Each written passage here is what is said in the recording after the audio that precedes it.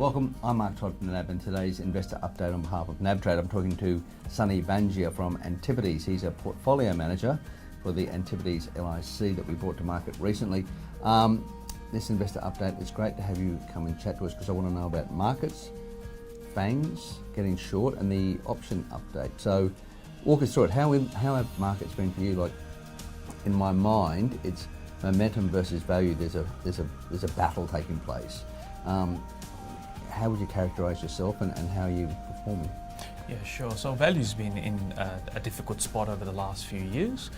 We've done quite well in that difficult period, I think largely because of our pragmatic value approach, which is about finding more than just valuations to support the argument. It has to be multiple ways to win. Where can we find freebies in the idea where there are which allows us to not have a single point which we are anchoring to. So that's served us quite well, and we think will serve us quite well into the future.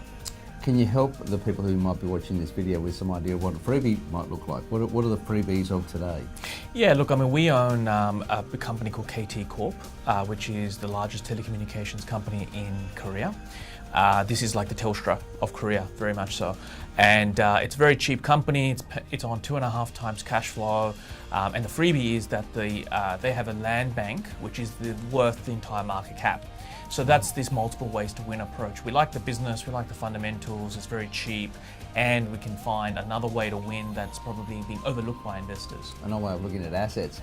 When I think about the way you view certain stocks, I mean, I think in my youth it's always been the way you think about the internet stocks. It started to change how people think about it.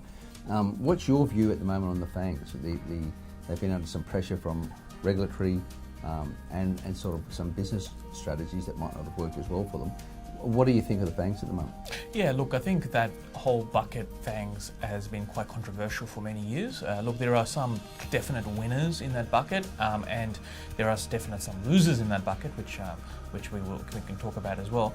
But look, it's at the end of the day, I think it's not about what you buy. It's what you pay. And what people are paying for FAANGs is perhaps a bit too expensive. Where we see the opportunities against that is probably this debate that's happening in markets about old tech versus new tech. Yep. And we like old tech. We're quite positive on businesses like Cisco and Oracle and Microsoft that are phenomenal business models, very strong.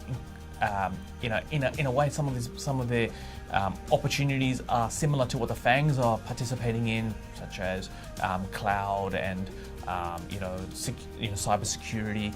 But we're paying significantly lower prices for these businesses that are growing.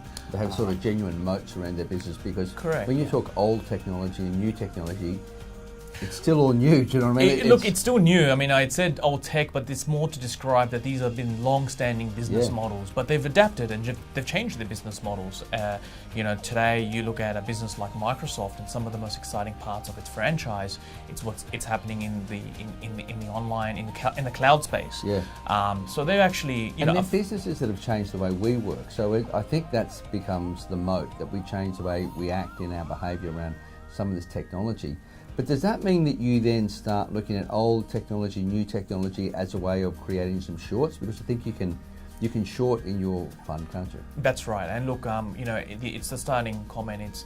It's about the price you pay, not what you buy, and what price that is being paid for certain businesses are quite expensive.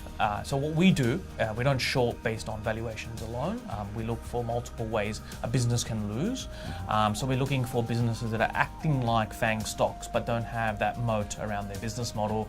They might have a lot of debt on the balance sheet. So we've short this high-profile automobile stock, which is quite expensive in a world where automobile stocks are actually quite cheap, closer to 8-9 times earnings.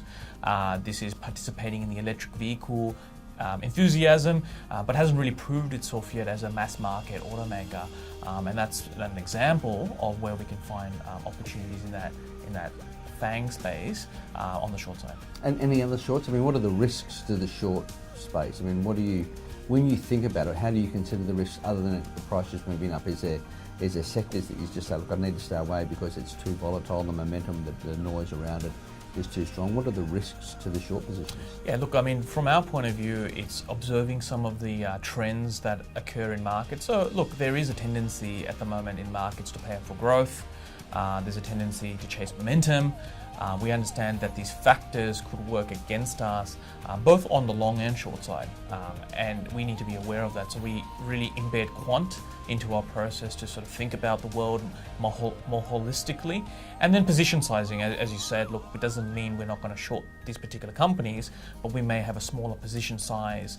And once we see the thesis start to work, we may add to it to really profit from the downside. So it's being more tactical around the shorts that really gives us the edge. Yeah, don't put the house on it, just put some part of the house, maybe the front lawn. Right. Talk to me about the options. You've got an option, an embedded option for those who invested in the LIC originally. What's the update on that one, please? Yeah, look, we're pleased to announce a 5-cent dividend, and that's our first maiden dividend. So it's available to the option owners? It's available to the APO shareholders. Yep. And we're pleased to do that, and the board is looking to be consistent with a dividend policy. So the option expires when? The options expire on the 15th of October. Right, okay, so those who need to execute should start thinking about their timing and their execution.